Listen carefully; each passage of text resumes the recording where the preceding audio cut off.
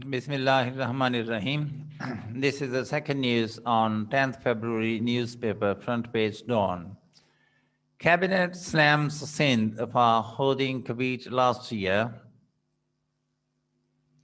Prime Minister criticizes PDM for supporting a corruption-friendly system in Senate elections. By Syed Irfan Raza. Islamabad, the federal cabinet um, on Tuesday criticized the Sindh government for playing a direct role in last year's wheat crisis by holding millions of tons of the commodity. The cabinet could not reach a decision on the raise in salaries of federal secretariat employees and a follow-up meeting between representatives of the employees and Interior Minister Sheikh Rashid on the issue also remained inconclusive. The employees then decided to observe a strike on Wednesday today and stage a sit-in with the support of the opposition Pakistan Democratic Movement (PDM). Prime Minister Imran Khan took notice of no filling of about 90 posts of heads of government organizations and ordered that the positions be filled within 7 days. The meeting also discussed the upcoming Senate polls and the ordinance promulgated to amend the Election Act 2017 for open voting in the upper house of Parliament. Addressing a press conference along the Minister for Planning and Development, Asad Umar, after the cabinet meeting, Information Minister Shibli Faraz said that the meeting expressed serious concern over a report on the release of 6-year-old and unfit for consumption a stock of 32,000 tons of wheat by the Sindh government. He said the cabinet noted that the Sindh government did not release wheat in time and also did not share data about wheat and sugar stocks with the federal government, resulting in artificial price hike, hoarding and wastage of available wheat stock and could have been utilized by the public. Does the Sindh government see people as animals who could be given rotten wheat?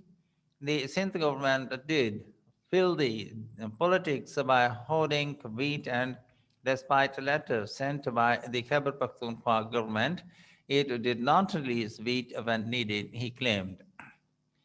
The cabinet also accorded approval to exemption of public recruitment regulatory authority regulations for import of 300,000 tons of wheat and 500,000 tons of sugar. A source in the Interior Ministry told Dawn that the cabinet had agreed to increase salaries of the government employees of grades 1 to 16 for 14%. However, the employees had demanded a 100% increase for grades 1 to 22. The cabinet was informed that the 56 heads CEOs had been appointed in the public sector organizations in a transparent manner since 2018, but 86 posts of heads CEOs were still vacant. The Prime Minister expressed displeasure and directed the Establishment Division to submit a report to the Cabinet criticizing reasons for the delay in appointments. The Cabinet discussed the coming Senate polls and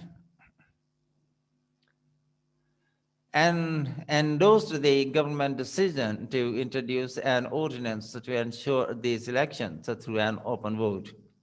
Prime Minister Imran Khan criticized the PTM for supporting a corruption-friendly system in the Senate elections and said his government was determined to stop the cycle of corruption and money laundering He tweeted on the issue and showed a video.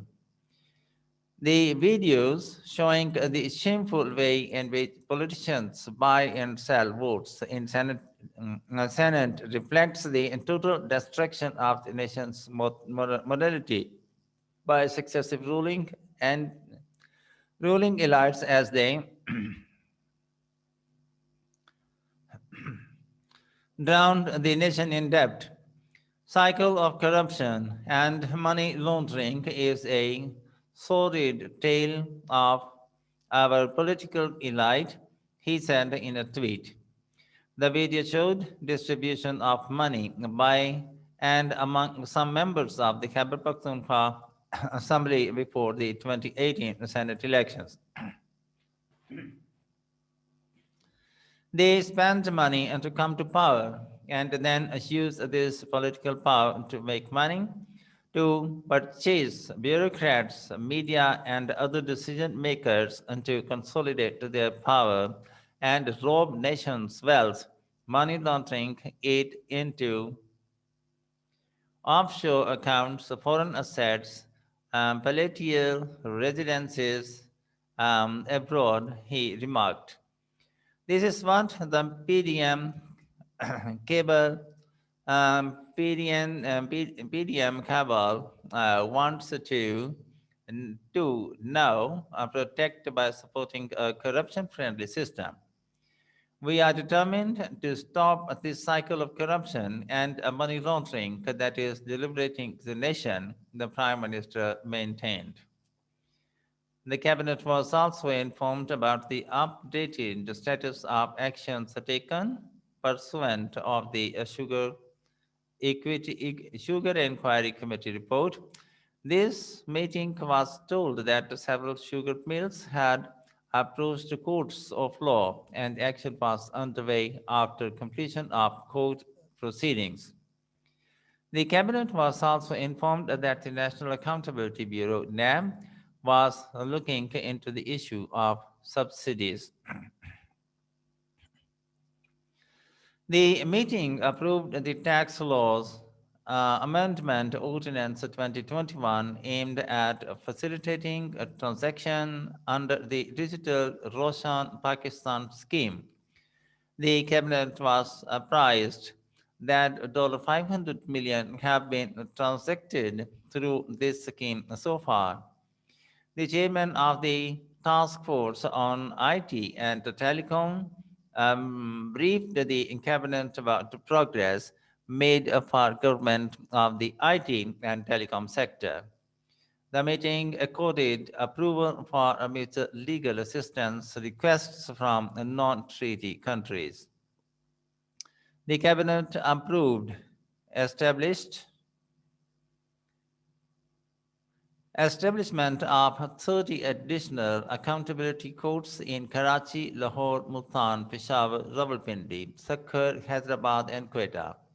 The Prime Minister directed that the first phase of setting up additional accountability courts should be completed on priority.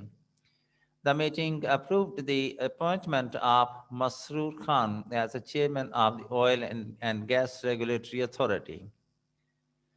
The cabinet allowed a 3-month extension in the Afghanistan-Pakistan Transit Trade Agreement. The existing agreement is due to expire on February 11. The meeting was briefed about the measures taken to control smuggling at borders with Iran and Afghanistan. The cabinet ratified decisions taken by the Economic Coordination Committee in its meeting held on February 3 and 8, and the Cabinet Committee on Energy in its meeting held on February 4 and 8. Information Minister Faraj said the government would benefit to save rupees 800 billion over a period of 20 years by making adjustments in the contracts with the independent power producers IPPs.